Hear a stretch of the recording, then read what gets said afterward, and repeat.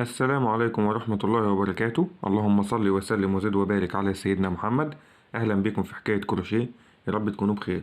النهاردة إن شاء الله هنتعلم مع بعض غرزة مفيش جمال بعد كده، غرزة صيفي تحفة تقدري تنفذي بيها حاجات كتير وتنفع كمان شتوي. ممكن تعملي بيها كوفية، ممكن تعملي بيها شال مستطيل، ممكن تعملي بيها مفرش مستطيل، ممكن تعملي بيها جاكيت، ممكن تعملي بيها بلوزة، ممكن تعملي بيها كارديجان، ممكن تعملي بيها خدادية، ممكن تعملي بيها حاجات كتيرة جدا جدا، وهنشرحها مع بعض إن شاء الله خطوة بخطوة. بس قبل ما نبدأ، لو أول مرة تشوفوا القناة اشتركوا في القناة وفعلوا الجرس واختاروا الكل علشان أي فيديو جديد ينزل يجيلكم إشعار بيه.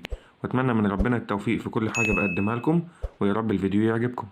هنقول بسم الله الرحمن الرحيم. وأنا هنا معايا خيط بيوتي ومعايا إبرة ألومنيوم رقم 3، لكن زي ما قلتلك الغرزة دي تنفع كمان شتوي، يعني ممكن تنفذيها بالخيوط الصوف.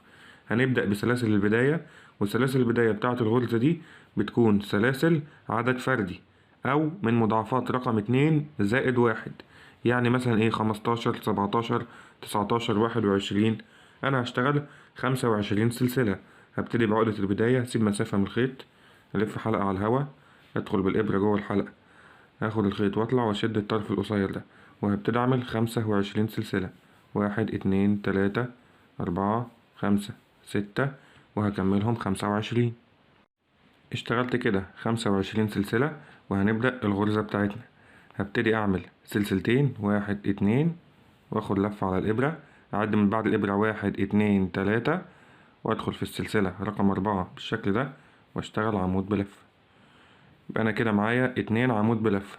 وممكن إن أنت تبدأي الغرزة دي وتشتغليها بالعمود الطويل، هتزودي سلسلة، يعني هتعملي 3 سلاسل وتدخلي في السلسلة رقم 5 وتشتغلي عمود طويل. طبعا العمود الطويل احنا شرحناه في فيديو قبل كده، هتلاقوا الفيديو فوق على الشاشة، وهحط لكم اللينك بتاعه في صندوق الوصف تحت الفيديو. بعد ما عملت العمود وبقى عندي 2 عمود، هبتدي أعمل سلسلة واحدة، اخد لفة على الإبرة، هسيب السلسلة اللي جاية دي مش هشتغل فيها، هدخل في السلسلة اللي بعدها بالشكل ده واشتغل عمود بلفة. هدخل كده هنا اهو بالشكل ده كده، واشتغل عمود بلفة، حلقتين في حلقتين، بعدين سلسلة، هسيب غرزة من تحت وعلى الغرزة اللي بعدها اعمل عمود بلفة. العمود بلفة بعمله ازاي؟ معايا لفة على الإبرة، هاخد لفة على الإبرة بالشكل ده، هسيب السلسلة دي وادخل في المكان اللي انا هشتغل فيه بالشكل ده، اخد من الخيط واطلع، معايا 3 حلقات، اطلع من حلقتين في حلقتين، وبعدين سلسلة.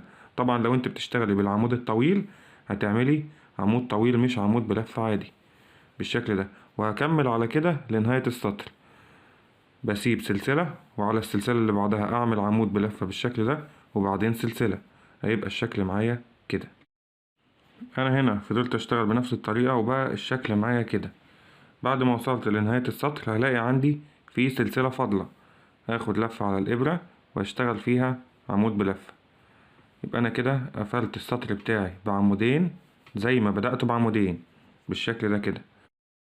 الغرزة بتاعتنا من تكرار سطرين. هنبدأ دلوقتي نشتغل السطر الأول في التكرار. هلف الشغل الناحية التانية، هرفع الإبرة سنة بسيطة كده، وأدخل في نفس المكان اللي هو آخر عمود وأعمل غرزة حشو. على العمود اللي جاي اللي هو ده هعمل غرزة حشو. غرزة الحشو بعملها ازاي؟ معايا لفة على الإبرة، هدخل كده، اخد من الخيط واطلع، معايا حلقتين، اخد من الخيط واطلع منهم، على الفراغ اللي جاي هعمل غرزة حشو بالشكل ده. يبقى على العمود هدخل كده واعمل غرزة حشو، وعلى الفراغ هعمل كمان غرزة حشو بالشكل ده لحد ما اوصل لنهاية السطر. السطر ده كله غرز حشو، وما بفوتش ولا غرزة ولا فراغ بالشكل ده كده. فضلت اشتغل بنفس الطريقة لنهاية السطر، وده بقى الشكل معايا. اخر غرزة حشو هشتغلها على السلسلة اللي هي اللي جاية دي من السلاسل اللي انا فوتهم بالشكل ده كده. وبكده نكون خلصنا السطر. السطر التالت اللي هو تاني سطر في التكرار يعتبر تكرار للسطر الاول. هبتدي اعمل سلسلتين بس، لان انا بشتغل بغرزة العمود بلفة، وبقلل السلسلة عشان ما يكونش فيه فراغات على الاجناب. لو انت بتعملي عمود طويل هتعملي 3 سلاسل. هاخد لفة على الابرة، وعلى الغرزة اللي جاية هشتغل عمود بلفة بالشكل ده. يبقى انا بدأت السطر بتاعي بعمودين، سلسلة، هاخد لفة على الابرة، اسيب غرزة حشو، وعلى غرزة الحشو اللي بعدها اعمل عمود، سلسلة، هسيب غرزة حشو، وعلى غرزة الحشو اللي بعدها عمود بالشكل ده. وهفضل مكمل بنفس الطريقة لنهاية السطر، بسيب غرزة حشو وعلى غرزة الحشو اللي بعدها بعمل عمود وبعد كده بعمل سلسلة بالشكل ده. بصوا الأعمدة جاية فوق بعضها اهو. هكمل لنهاية السطر ونرجع تاني. انا هنا فضلت اشتغل بنفس الطريقة لنهاية السطر، وفاضل عندي ان انا اشتغل على اخر غرزة حشو. نخلي بالنا ان اخر غرزة حشو الحلقتين بتوعها بيكونوا مايلين لورا شوية. هاخد لفة على الابرة وادخل كده في اخر غرزة حشو واتأكد ان انا واخد الحلقتين واعمل العمود بتاعي بالشكل ده كده. وده كده شكل الغرزة. الوش بتاع الغرزة هو السطر اللي بعمل فيه الأعمدة، والظهر بتاعها هو السطر اللي بعمل فيه غرز الحشو. وهنفضل نكرر السطر التاني والتالت لحد ما نوصل بالقطعة للطول اللي احنا عايزينه. هنكرر سطر الحشو، هلف الشغل، ارفع الإبرة كده من غير سلاسل ولا أي حاجة، وادخل في نفس المكان واعمل غرزة حشو على العمود اللي جاي اهو. اعمل غرزة حشو بالشكل ده كده على الفراغ، اعمل غرزة حشو على العمود غرزة حشو، وعلى الفراغ غرزة حشو، وهكمل لنهاية السطر. وصلت هنا لنهاية السطر، واخر غرزة حشو منساهاش علشان العدد يبقى مظبوط معايا، بعملها على السلسلة التانية من السلاسل اللي انا بدأت بيهم السطر اللي فات.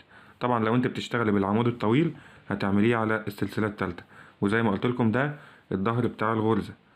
هنبدأ نكرر سطر الأعمدة، ألف الشغل سلسلتين، ولو بتعملي بالعمود الطويل هيبقوا 3. لفة على الإبرة وغرزة جديدة عمود بلفة. يبقى كده معايا عمودين في أول السطر، سلسلة، هسيب غرزة وعلى غرزة جديدة أعمل عمود، سلسلة، لفة على الإبرة، أسيب غرزة حشو وفي غرزة جديدة أعمل عمود وبعدين سلسلة بالشكل ده كده. وهفضل شغال لنهاية السطر ونطلع بالطول اللي احنا عايزينه. وادي الغرزة اهي بعد ما طلعت لكم بسطرين كمان علشان تبان. بصوا الغرزة تحفة، مفيش اجمل ولا اسهل من كده. وزي ما انتوا شايفين الاجناب متساوية اهي علشان ما كناش بنعمل سلسلة في غرزة الحشو، وكنا مقللين سلسلة من سلاسل العمود الاول في كل سطر. بصوا الغرزة اهي شكلها حلو جدا، والوش بتاعها هو سطر الاعمدة، الظهر بتاعها هو سطر الحشو. زي ما انتوا شايفين الغرزة حلوة جدا، وتقدري تستخدميها في حاجات كتير. يعني لو اتعمل منها بلوزة هتكون تحفة جدا جدا جدا. وده كان الفيديو بتاعنا النهاردة. يا رب تكون الغرزة عجبتكم، ويا رب اكون عرفت اوصل لكم المعلومة بطريقة سهلة وبسيطة.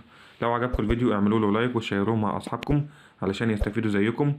ولو في اي سؤال او في اي حاجة ما كانتش واضحة اكتبوا لي في الكومنتات تحت الفيديو، وان شاء الله هرد عليكم. واشوفكم على خير في فيديو جديد، والسلام عليكم ورحمة الله وبركاته.